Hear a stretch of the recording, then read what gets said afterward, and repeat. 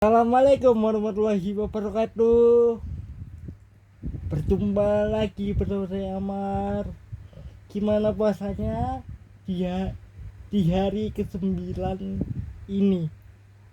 Apakah sudah ada yang bolong atau masih pada full? Mudah-mudahan masih pada full ya semuanya.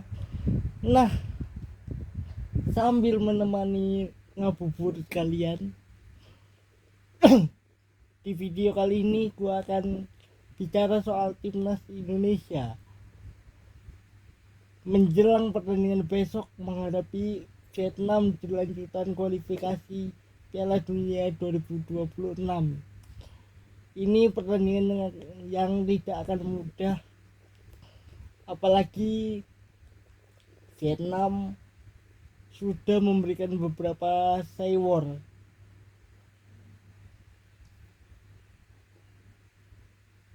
sudah memberikan semacam apa ya, kayak ya seiwar, apa sih bahasa Indonesianya seiwar itu. Jadi para pemain Vietnam sudah memberikan semacam perang urat syarat terlebih dahulu sebelum menghadapi Indonesia dalam laga yang akan berlangsung pukul 20.30 hari Kamis besok. Dari informasi yang kami dapatkan, semua media dapatkan, tiket timnas Indonesia menghadapi Vietnam besok sudah ludes terjual. Ini artinya meskipun kondisinya dalam bulan Ramadan, para supporter timnas Indonesia siap mendukung penuh Indonesia dengan langsung hadir ke Stadion Utama Gelora Bung Karno, Senayan, Jakarta besok malam. Tapi untuk kalian yang tidak bisa hadir ke stadion, bisa nonton lewat layar kaca, tepatnya di RCTI besok ya, pukul 20.30 waktu Indonesia Barat. Nah,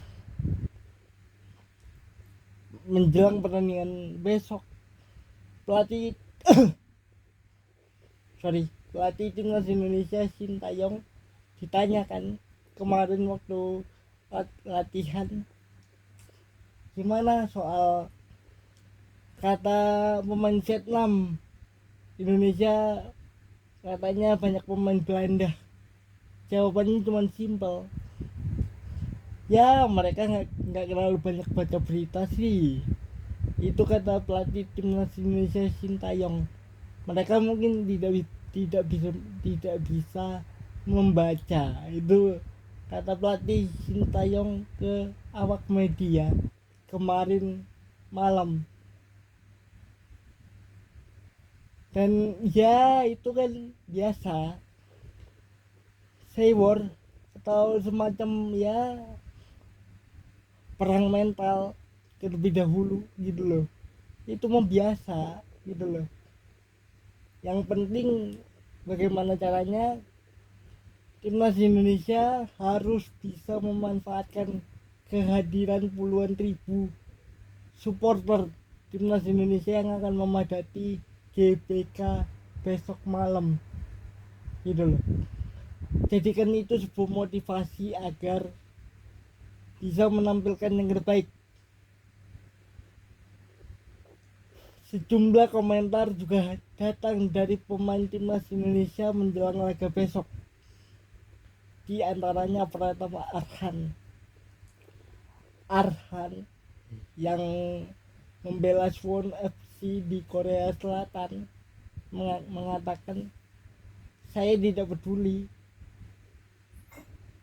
yang penting kalau kami sudah gabung, kami sudah banyak berkomunikasi, itu bermanfaat bagi timnas Indonesia, ujar Pratama Arhan ketika diwawancara tadi malam oleh media. Ini artinya kan yang harus kita fokuskan adalah jangan pedulikan komentar Vietnam, biarkan mereka bicara apapun, yang penting kan hasilnya di lapangan kan, tanggal 21 dan juga 26 gitu loh. Jadi apa ya, eh tidak perlu diambil pusing lah gitu loh. Jadi bagaimana caranya sekarang Coach Sintayong meramu taktik yang tepat agar bisa meredam tekanan dari Vietnam dan membuat mereka tidak nyaman gitu loh. Dan pertanyaannya sekarang, apakah J-Itses akan langsung dimainkan sejak menit awal? Pertanyaannya mungkin jawabannya iya. Karena kenapa? Karena Jordi Amat, Elkan Bagot absen karena cedera yang mereka derita. Jordi Amat dan juga Elkan absen di laga kali ini, otomatis peluang dari J-Itses untuk melakukan debut di timnas Indonesia sangat terbuka. Tanpa kehadiran Elkan Bagot, opsi satu-satunya adalah J. Jadi ya kita tinggal lihat bagaimana caranya para pemain timnas Indonesia bisa meredam tekanan dari Vietnam, terutama umpan-umpan silang. Kita tahu kan kita lemah dalam duel-duel udara, karena bola-bola atas Vietnam itu sepertinya sudah punya sudah punya taktik khusus ketika menghadapi Indonesia, harus bermain bola-bola atas, karena itu kelemahan Indonesia kan dari dulu, dari sejak awal gue nonton bola sampai sekarang. Nonton timnas itu kelemahannya bola-bola atas. Nah, tapi pertanyaannya sekarang, level kita itu sudah sama seperti Vietnam. Kalau menurut gua ya, itu nggak tahu kalian seperti apa, tapi Vietnam itu sudah sama levelnya kayak kita. Bukan sombong ini, tapi dalam partai terakhir saja kita itu istilahnya sudah tidak takut menghadapi Vietnam. Kita sudah bisa bermain cukup lepas menghadapi Vietnam, meskipun rasa takut itu tetap ada, tapi udah nggak setakut dulu lah menghadapi Vietnam, Malaysia, Thailand.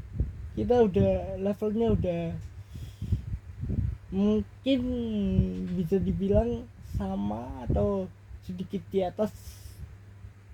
Yaitu pembuktiannya besok lah, karena ini menentukan tiket Piala Dunia Pak, untuk lolos ke round ketiga, ke babak ketiga kualifikasi Piala Dunia 2026.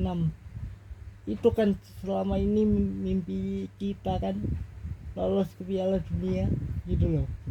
Jadi dua laga ini dua laga krusial,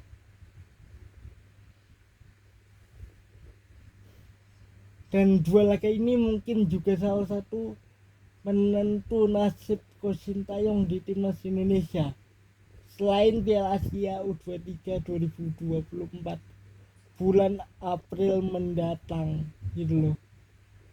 Ingat ya, Piala Asia U23 ini akan digelar 15 April sampai 3 Mei 2024. Tapi selain itu, kualifikasi Piala Dunia 2026 ini juga menjadi salah satu penentu nasib STY akankah dipertahankan atau tidak gitu. Banyak spekulasinya kan. Tapi kalau Coach Sintayong mampu menang di dua laga ini sekaligus melaju jauh di Piala Asia U23, gue yakin pelatih Sintayong akan dipertahankan sih. akan diberikan kontrak panjang gitu loh. Kenapa lo saya yakin itu, Mar? Karena kita lihat grafiknya Indonesia meningkat jauh. Dari ranking FIFA saja, sebelum Coach Sintayong datang ke Indonesia, ranking kita itu ada di 175. Sekarang nih, sampai gua nge-record video ini, kita itu ada di ranking 142. Artinya kan sudah naik jauh sekali peringkatnya gitu. Jadi itu salah satu bukti kenapa Coach Sintayong harus dipertahankan gitu loh.